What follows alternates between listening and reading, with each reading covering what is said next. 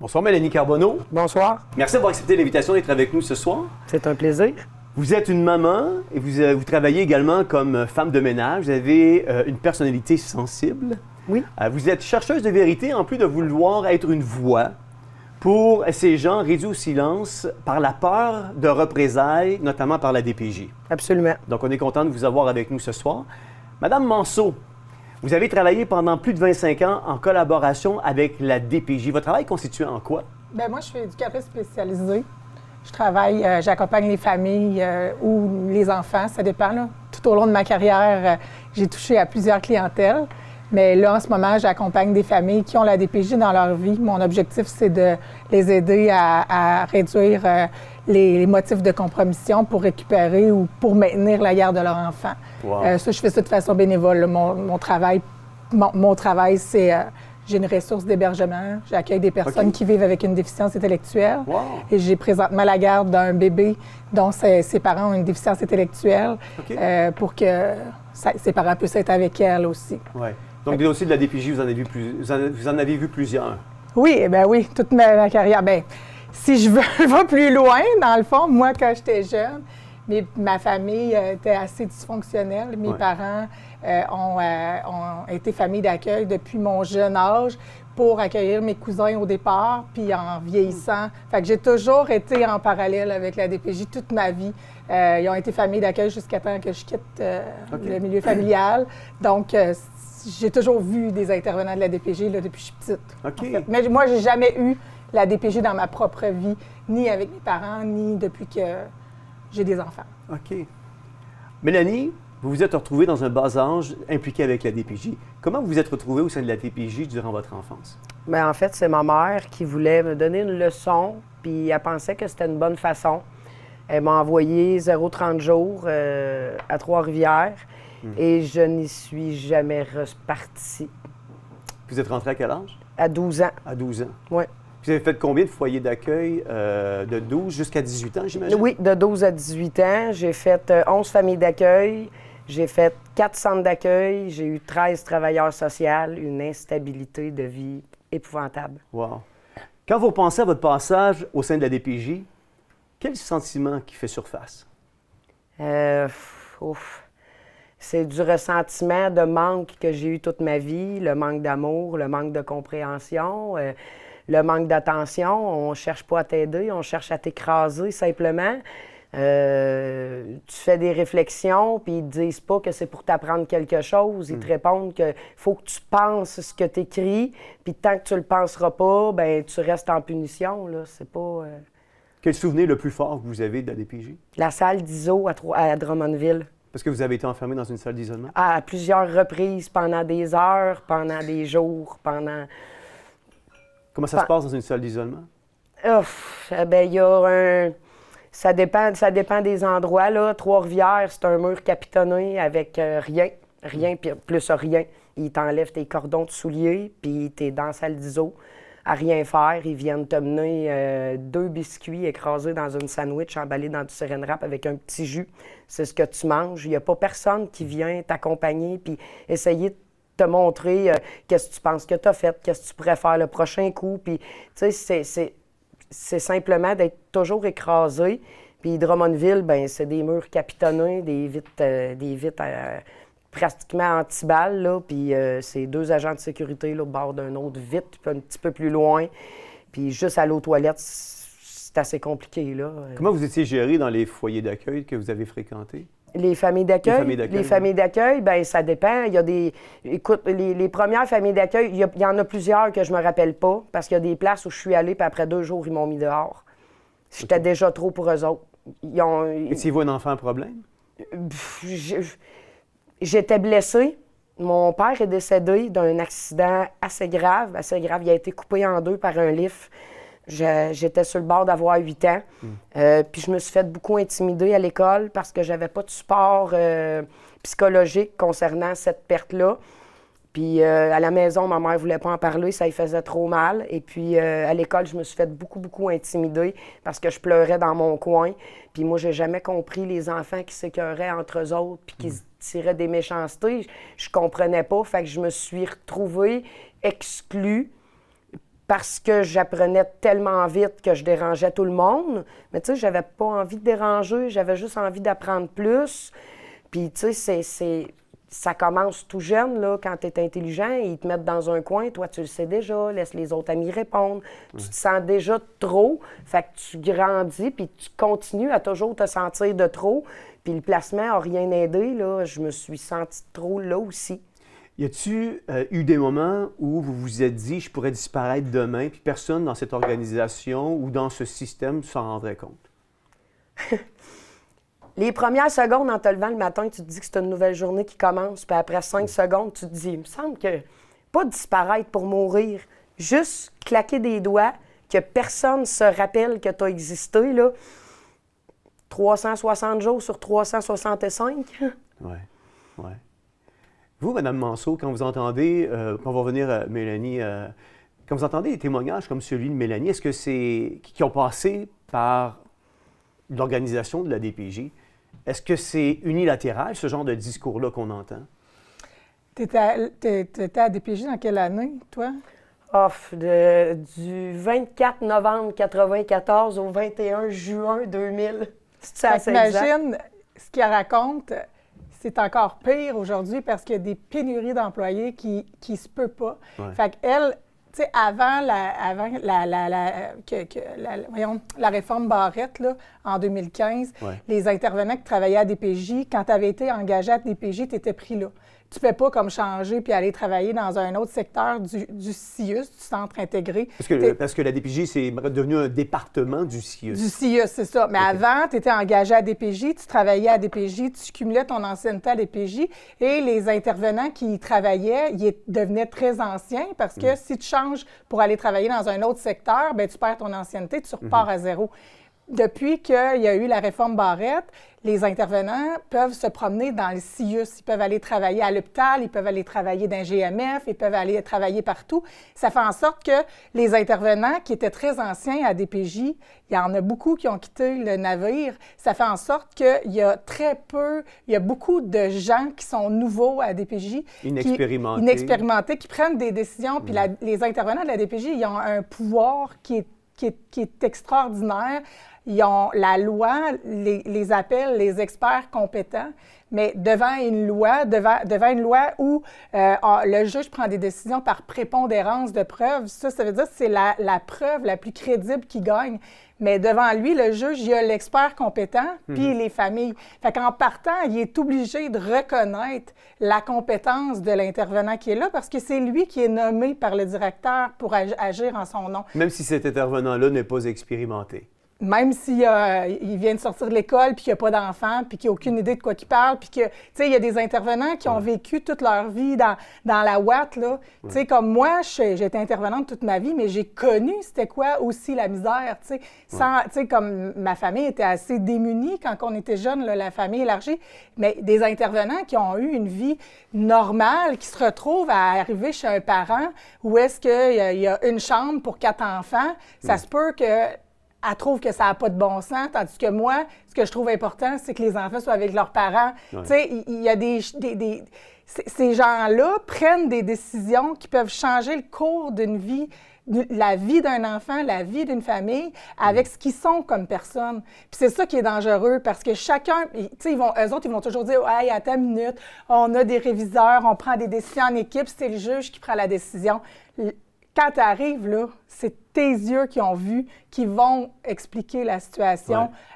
aux réviseurs.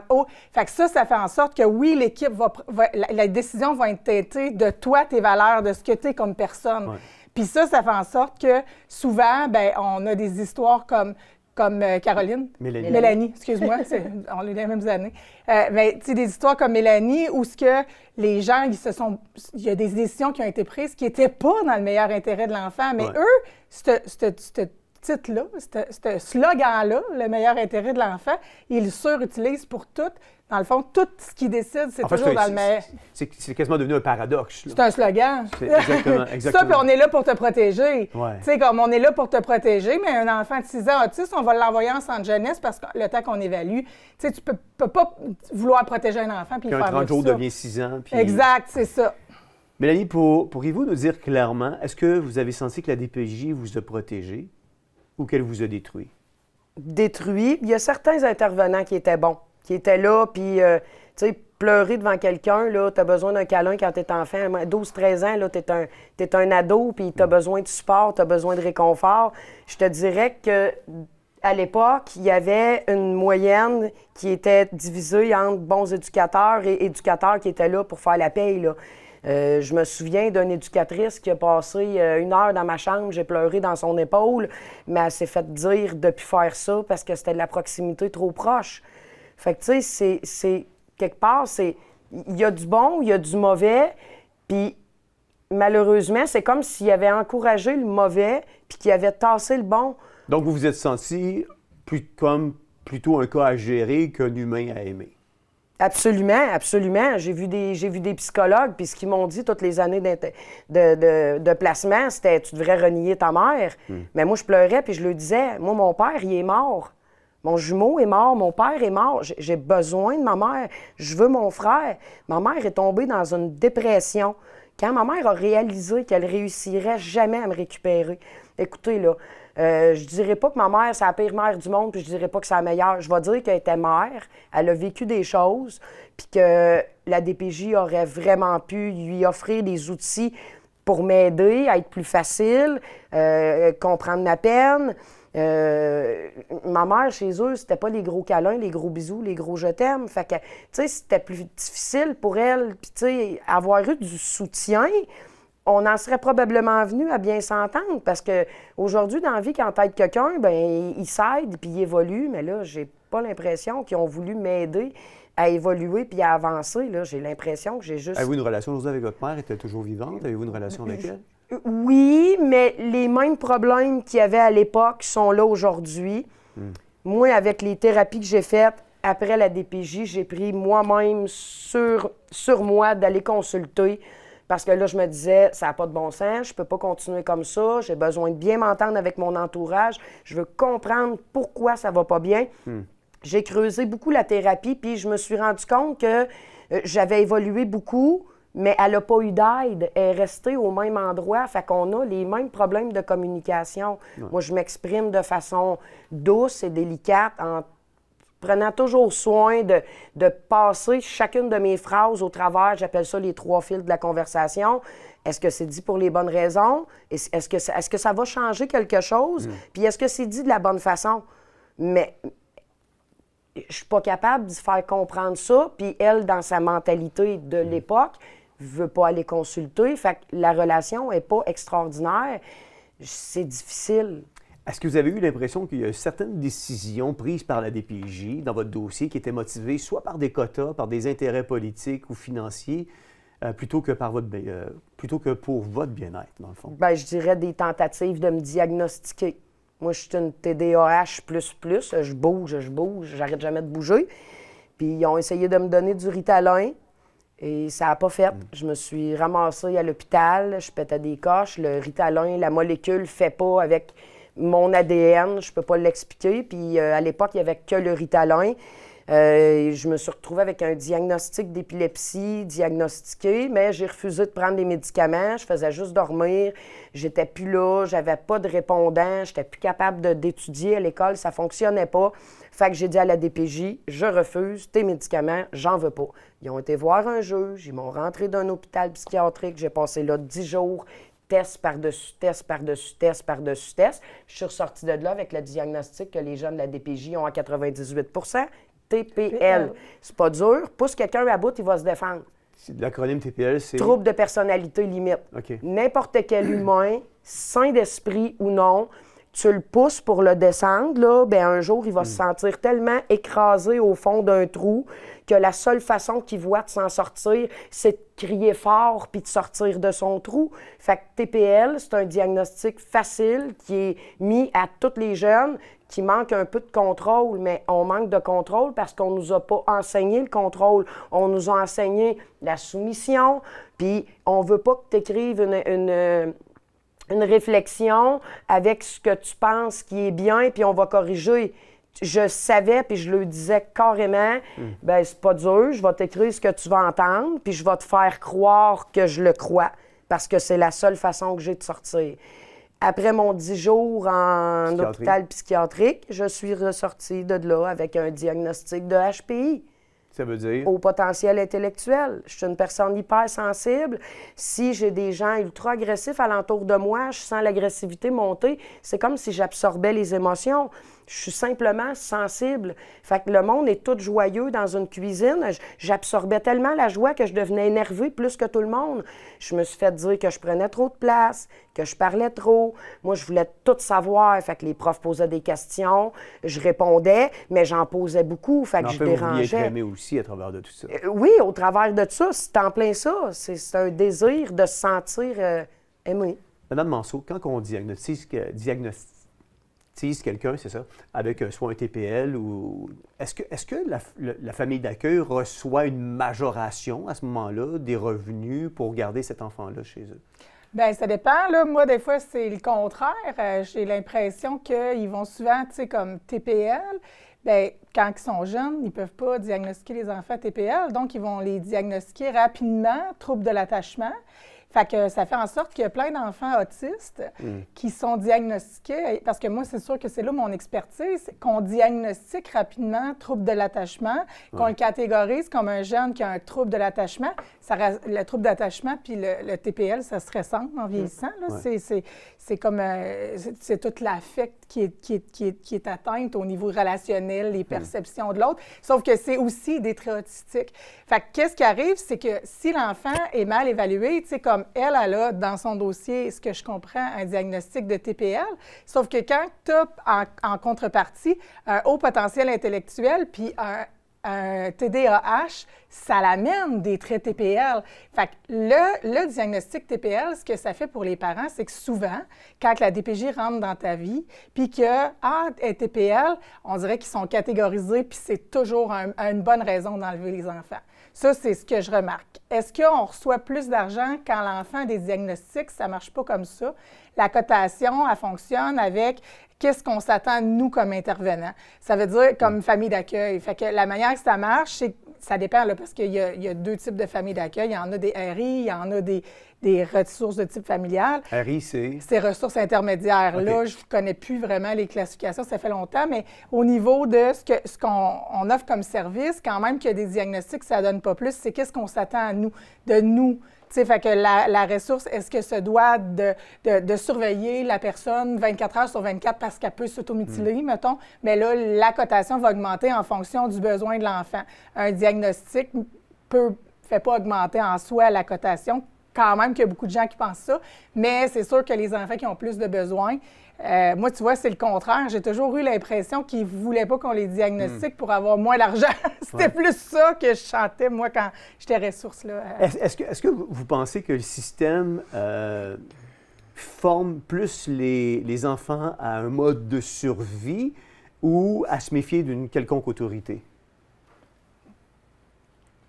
Tu sais, là, moi, là, présentement, mais souvent, là, je m'intéresse beaucoup à l'histoire des services sociaux, là, comment ça fonctionnait dans les années 1870. Là, je suis en train de lire un document des années 1800 où est-ce que les enfants y allaient dans les écoles de réforme, où ce qu'on retirait les enfants dans le temps, c'était parce que les mères étaient célibataires, fait qu'on retirait les bébés aux mères célibataires. Ouais. Les raisons pourquoi on retire les enfants sont différentes en vieillissant, mais la façon de faire est pareille. Puis, tu sais, je fouille la documentation, tellement de recherches où je suis tombée sur les raisons. Ce qu'on se pose comme question aujourd'hui, en 2025, ils se sont posés les mêmes questions en 1925. Là. Ouais. Tu sais, quand ils ont changé l'école de réforme pour les écoles d'industrie, les écoles de protection, ça, c'était comme, là, on ne peut plus agir de la même façon avec ces enfants-là. On les amène ailleurs, mais on les a exploités parce qu'on leur a demandé de travailler. Tu sais, plus qu'on avance, plus que la façon de faire reste la même. C'est toujours dans le contrôle, dans l'abus de pouvoir. Parce qu'en bout de ligne, c'est un être humain qu'on a géré aussi. Exact. Mais tu sais, on s'attend des parents à ce qu'ils soient parfaits en relation d'aide et nos attentes sont exigeant. Les attentes de la DPJ sont très élevées par rapport Sont-ils plus aujourd'hui qu'ils étaient en 1900 tranquille? Ben, j'essaie de voir la différence, puis j'en vois pas. C'est juste les mentalités, c'était dans le temps, c'était plus la religion qui avait le contrôle. Là, c'est l'État, mais il n'y a pas de différence. On va revenir à parler de l'État, justement, aussi. Vous, Mélanie, est-ce qu'on vous a formé à survivre ou à vous méfier de l'autorité? Survivre. Je pense que c'est survivre. Survivre, puis la confiance envers que ce soit les adultes, les inconnus, c'est très, très difficile, là. Je donne pas ma confiance à grand monde. Je suis une personne assez, je dirais, assez isolée dans ma vie, là. Je rouvre pas ma vie à n'importe qui. J'ai travaillé fort, par contre. Est-ce que vous avez douté de votre valeur à travers le système de Oh DPJ? mon Dieu! Douter? Écoute, à me faire dire par une psychologue qui était en santé mentale, à me dire, écoute, t'es meilleure mère que je le suis, arrête de douter de tes compétences parentales. Je suis allée chercher moi-même de l'aide, les programmes qu'ils offraient au CLSC, là, YAP, ça s'appelle « Y a personne de parfait », et puis les développements de GED pour les... Et ils regardent si ton enfant est capable de tenir un crayon pour le développement. Puis à un moment donné, justement, au travers de mon parcours avec la DPJ exigeant un suivi du CLSC. J'ai eu un refus du CLSC me disant « Madame, vous avez trop de compétences parentales, on ne peut pas vous aider. Les ressources qu'on vous donnerait, il y a des familles dans le besoin qui en ont besoin plus que vous. » Malgré ça, on a tenté de vous enlever vos enfants? Absolument. Puis c'est pendant ce temps-là que je lui disais « Lâchez-moi pas, j'ai besoin de vous autres. » Écoutez, les services de CLSC que je recevais, c'était à ma demande. Mais je me suis ramassée, plus de services. C'est pas facile, là. La DPJ a poussé tellement ces intervenants-là qui ont quitté le CLSC. Un en retraite anticipée, l'autre est allé travailler au privé. Fait que non seulement j'ai été démolie toute mon enfance, arrivée à l'âge adulte avec des enfants. Écoutez, là, j'ai allaité mes 2 enfants. Il était hors de question qu'on leur donne une bouteille. Il y avait des vitamines dans mon lait, les anticorps. Puis écoute, j'avais fait de la lecture. Je considérais que c'est ce qu'il y avait mieux pour mon enfant. Ils ont eu des couches lavables. J'ai fait le pot maison. J'ai fait l'orthophonie de ma fille. L'orthophoniste a fermé le dossier parce qu'elle dit « Ta fille évolue tellement vite, j'ai jamais vu ça. » Ma fille avait des problèmes orthophoniques de langage, puis je faisais de la moto dans la maison pour y apprendre les syllabes. On courait, puis on sautait partout dans la maison. La fille, elle me disait « C'est tellement beau de vous voir aller, t'as plus besoin de nous autres. » Mais malgré que les spécialistes me disaient que j'avais plus besoin d'eux autres, bien, en dedans de moi, là, j'ai jamais été capable de vivre avec assurance puis de me dire « Marche la tête haute, là. Tu fais tout ce qu'il y a à faire. » J'ai jamais réussi à gagner une confiance totale envers ni comment j'agis, ni qui je suis, ni ce que je suis comme personne. Encore aujourd'hui, je consulte une intervenante, puis c'est comme une béquille. J'étudie mon comportement, j'étudie une situation, je lui en parle, puis elle me dit souvent, elle dit « Tu fais comme un petit oiseau, là. » Elle dit « Tu craches tout ce que tu as à cracher. » Puis elle dit « Un coup, c'est fini, là. » Ben, elle dit « Poup, poup, poup. » Elle dit « Tu sors tout seul. » Fait qu'elle dit « Je pourrais être une marionnette sur ton bureau. » Puis elle dit « Si je répondrais, oui, OK, ça va, mais oui, t'es belle, t'es bonne. » Elle dit « Ça serait suffisant. Tu as tous les outils en main pour arriver à être grande puis être confiante, mais il y a quelque chose de brisé en dedans qui fait que je ne sais pas si un jour cette confiance en moi-là va pouvoir revenir. Madame Manceau, je veux vous parler ce soir. On a vu ce qui s'est passé avec la Mauricie, la DPJ Mauricie Centre du Québec. Des parents effacés, des enfants déracinés, l'ombre de la DPJ sur les familles est omniprésente. Est-ce que c'est une culture d'adoption ou une industrie du détournement familial? Bien, savais-tu que depuis, au mois de septembre, on a arrêté l'adoption internationale en Chine?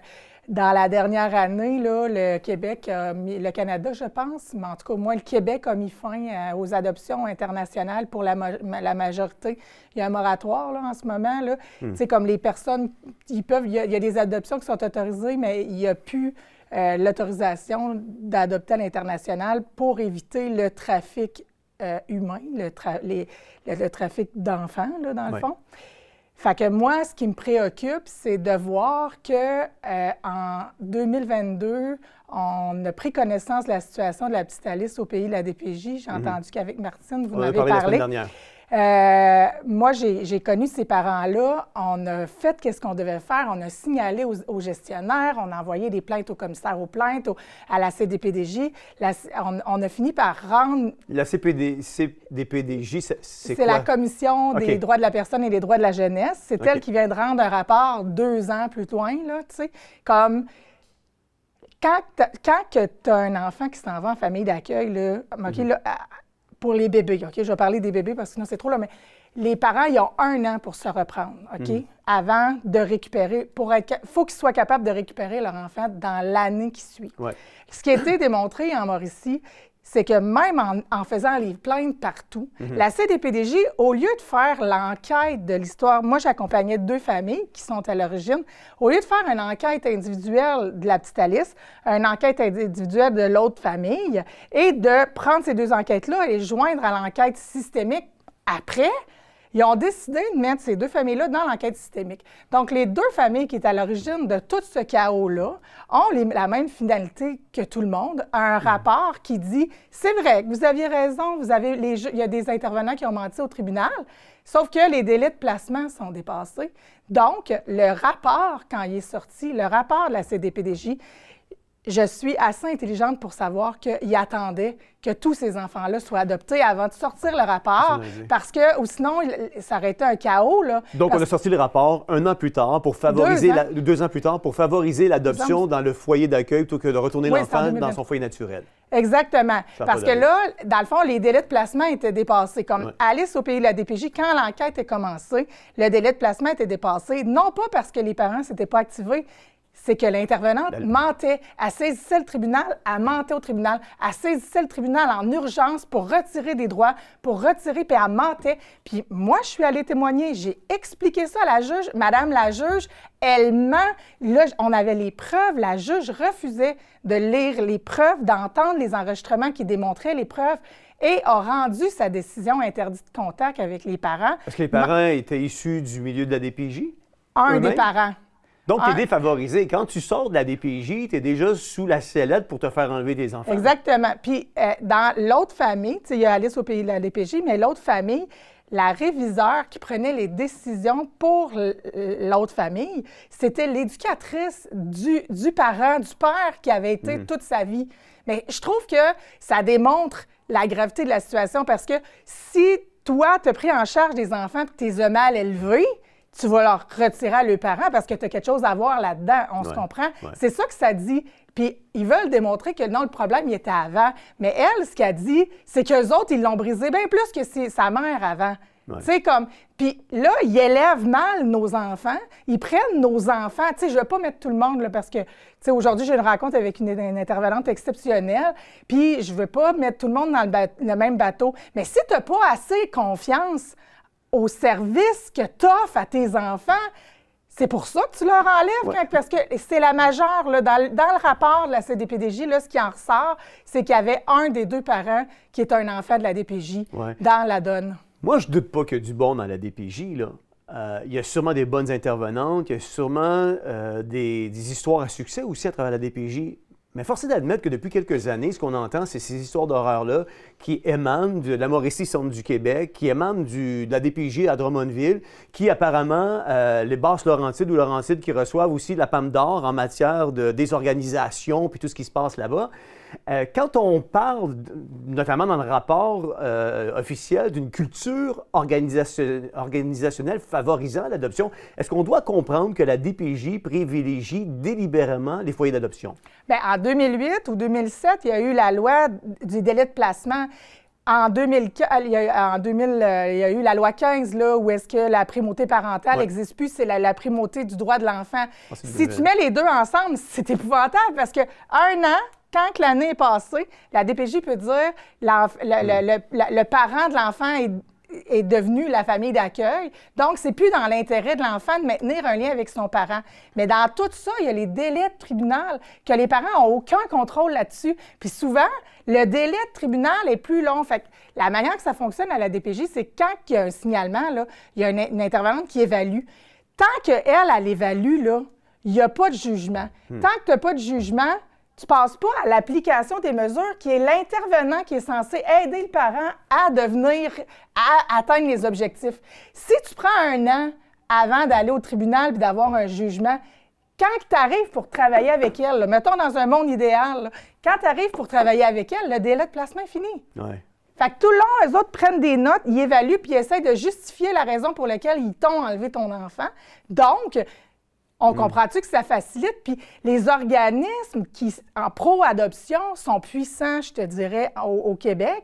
Il y a une chaire de recherche dans l'Outaouais qui est centrée juste sur l'adoption. Il y a Puis qui travaille en étroite collaboration avec la DPJ, j'imagine? Ben oui, parce que c'est, dans le fond, leur recherche amène la trajectoire de service parce que leurs statistiques amènent la moyenne, tu sais, les taux, en tout cas, la trajectoire de service, c'est le mode d'emploi qu'on fait quand on prend un enfant. Qu'est-ce que les intervenants doivent faire? Donc, cette recherche-là, si elle est faite par une chercheure qui est pro-adoption, on s'entend-tu que peut-être qu'il y a quelque chose qui ne marche pas? Qui va être teinté dans la recherche. Ben oui, parce que moi, je suis allée au Forum Adoption, qui fait partie de Cocon Adoption, qui est pour la majorité la table de concertation en adoption. Et là, on est là, puis on informe des intervenants de la DPJ des enjeux de l'adoption et de l'importance d'agir rapidement pour que les familles adoptent. C'est comme, il y a comme un gros lobby d'adoption. Et là, pensez, là, il n'y a pas de classe sociale de gens qui sont infertiles. Là. Fait que si tu es infertile puis tu ne peux plus adopter à l'international, qu'est-ce que tu fais? C'est quoi le plan A? Est-ce qu'on est en train de revivre ce qui s'est passé dans les années 70-80, comme des histoires de Stéphanie Cyr, qui est venue ici justement à l'émission, qui avait une sœur jumelle, puis on a fait croire à ses parents que la sœur jumelle était décédée, puis on l'a envoyée dans un foyer d'adoption, puis Stéphanie, puis les parents se sont mis à chercher leur sœur. Mais Stéphanie, c'est juste à la fin des enfants qui ont été retirés, les filles-mères, là. Tu sais, les orphelins du Plessis, là, Stéphanie Cyr, là, c'est juste après, là, dans les années 70, c'était fini. Mais moi, ma sœur est née dans les années 70, puis ils ont retiré à ma mère parce qu'elle n'était pas mariée. Mais ma grand-mère l'a pris, puis c'était la fin. Tu sais, les sœurs, il n'y avait plus autant de pouvoir. Mais elle, dans ces années-là, avant ça, ils les enlevaient de façon, tu sais, d'emblée. Ça allait d'emblée. Ils faisaient... Mais je ne vois pas la différence. Puis l'autre affaire qui me fâche, puis que j'oublie souvent de dire, c'est que c'est illégal de ligaturer une femme contre son gré, hein? Ouais. Parce que ça ne respecte pas les droits de la personne. Je comprends pas que le gouvernement accepte qu'on aille chercher son bébé à l'hôpital. Ouais. Tu sais, comme ça, c'est-tu moi ou coupe-y, trompe si tu veux pas qu'elle naisse, mais tu sais, comment ça peut être illégal d'empêcher une femme d'avoir un enfant? Tu sais, comme moi, la maman dont j'ai la garde, là, elle a une déficience intellectuelle, si elle en a un autre, elle ne pourra pas avoir la garde. Mais ils veulent, puis je suis d'accord avec le fait que c'est illégal de ligaturer les trompes d'une femme, là. Je ne suis pas pour ça, mais je vois pas en quoi que c'est mieux qu'on aille chercher leur bébé à l'hôpital puis qu'on n'offre pas de service à ces parents-là. Puis c'est ça que j'étais allée dire au juge. La maman dont j'ai la garde de son bébé, c'est ça que j'étais allée dire au juge. Pas parce qu'elle a une déficience que tu as le droit d'y enlever son enfant, de le donner à quelqu'un qui veut l'adopter. Absolument pas. Fait que le juge était d'accord. Bien là, il me confiait le bébé. C'était pas le plan au départ, mais quand même, la petite est en contact avec sa famille. Est-ce qu'on est en train, à travers ces chaires d'analyse ou de recherche-là qui favorisent l'adoption, d'orienter la DPJ à rentrer dans ces cases-là pour justifier l'adoption puis l'enlèvement des enfants à leurs parents? Bien, eux autres, ils étaient là, en tout cas, à la commission Laurent, ces chaires de recherche-là. Les gens la loi 15 qui est passée, c'est ça qu'elle veut. Ouais. Qu'on enlève la primauté parentale. Tu sais, moi, quand c'est arrivé, là, j'étais dupe comme tous les Québécois. Ah, l'important, c'est le droit de l'enfant. Mais c'est qui évalue le meilleur intérêt de l'enfant? Les parents. C'est pas le parent, c'est la DPJ. Bien, aujourd'hui, c'est la DPJ et l'État, mais... C'est le meilleur intérêt de l'enfant. Il est évalué par l'intervenante de 22 ans qui vient de sortir de l'école, qui n'a pas d'enfant, puis on repart au début, là. Ouais. Il y en a des bonnes intervenantes, là. Je sais que Non, souvent... ça, je vous entends. Mais tu il y en a comprends-tu il y en a un Puis là, méchant lot d'inexpérimentés. Elle a dit 15. Maintenant, là, les intervenants, ça change à toutes les semaines. Tu peux avoir un intervenant. Moi, là, le bébé dont j'ai la garde, là, j'ai eu un service impeccable, mais à l'évaluation, il y a eu 4 intervenants différents, puis les 4 ont eu des projets de vie différents. Ah, l'adoption. Après ça, la tutelle. Après, statu quo. Après, mais tout ça, là, entre chacun des intervenants, par exemple, là, la façon de voir est différente, puis on le voit que c'est teinté. Fait qu'on ne peut pas aller dans un système et continuer à valoriser ça, puis rien dire. Puis là, on est pris en otage parce que le parent n'a plus le droit. Mais les gens là, qui ne connaissent pas la DPJ, ils s'imaginent que la primauté du droit de l'enfant, c'est la meilleure des affaires. Mais le droit de l'enfant, quand il y a 6 mois, là, c'est qui l'évalue, le meilleur intérêt? Oui.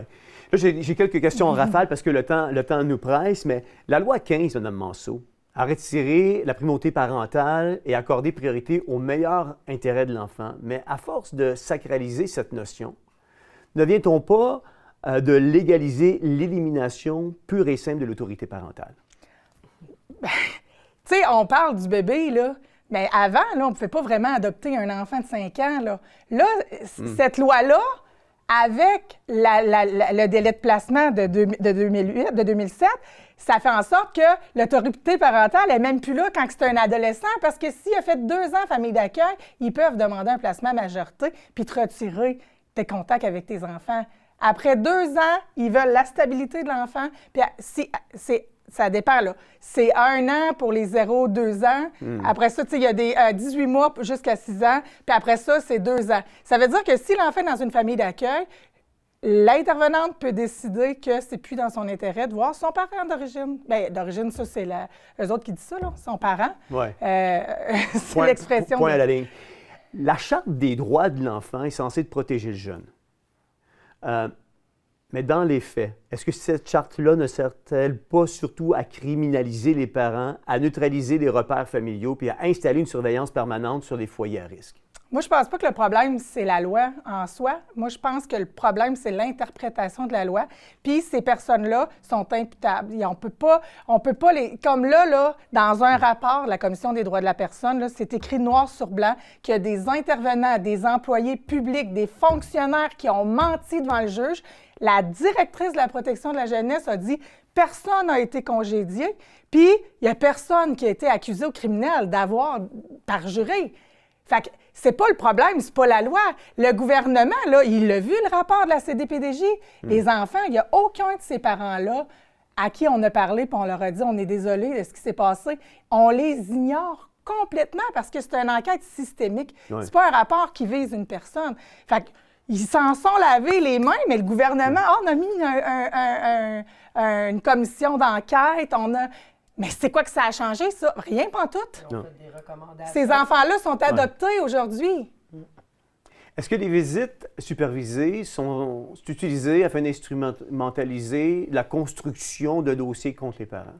Bien, là, c'est ce qui a été démontré. Bien, oui, parce que quand tu te retrouves dans un bureau, l'intervenante te watch, puis elle essaye de pogner tous les petits points que, tu as placé son chandail, tu as été un petit peu rough, ou tu sais, des fois, ton enfant tombe, tu vas le repogner vite fait, puis tu sais, tu accroches juste le coin du chandail, tu as eu peur qu'il se blesse, bien là, elle va te dire que tu as été brusque avec ton enfant. Bien, j'ai pas été brusque avec, j'ai essayé d'éviter de se péter la tête dans le cadre de porte. Mais tu sais, j'ai eu la chance de garder mes enfants avec moi. Mais oui, les visites supervisées, c'est horrible, là. Moi, ils m'ont même fait venir dans un bureau pour faire une évaluation. Ils m'ont demandé d'amener ma fille, puis ils ont essayé de me faire fâcher dans le bureau pendant près d'1 heure et demie de temps. Mais vous êtes un enfant de la DPJ, fait qu'on essaie de vous disqualifier par défaut à cause de votre bagage que vous entraînez avec vous. T'as pas changé, tu vas être encore une péteuse de coche, ton TPL n'est pas réglé. Puis là, tu te dis au final, t'as-tu regardé quel genre de parent que j'étais? Tu m'évalues sur 30 minutes aux 2 semaines, puis tu penses que tu sais qui je suis. Tu peux pas connaître un parent après 30 minutes aux 2 semaines, là. Moi, j'ai un quotidien. Ce matin-là, on le sait-tu, j'ai-tu dormi cette nuit? Ça a-tu bien été? Mon enfant, as-tu dormi? As-tu été malade la semaine passée? Puis j'ai de la misère à m'en remettre. Il n'y a aucun élément que tu peux y nommer qui va atténuer ce qu'elle pense parce qu'elle a décidé que c'était ça, puis c'est ça qu'elle pense. Ouais. Madame Manceau, vous alliez dire? Bien, c'est parce que ça dépend, parce que La DPJ, là, tout fonctionne avec une trajectoire de service. Ça, c'est on s'en va là, fait qu'on veut se rendre là, fait qu'on on va s'arranger pour se rendre là. Fait que la supervision de contact peut être faite par l'intervenant de suivi qui, elle, veut se rendre à quelque part, donc elle va faire dire son rapport, elle va lui faire dire ce qu'elle veut. Sinon, ça peut être un superviseur de contact. Lui, il reçoit un mandat, il n'a aucune idée c'est quoi l'histoire, puis on dit « surveille papa quand il change la couche ». Nanana. Fait que là, elle est comme, tu comprends-tu? Fait que là, elle va écrire toutes les notes par rapport à ça, fait qu'on va avoir un document complet sur ce qu'on veut avoir comme information.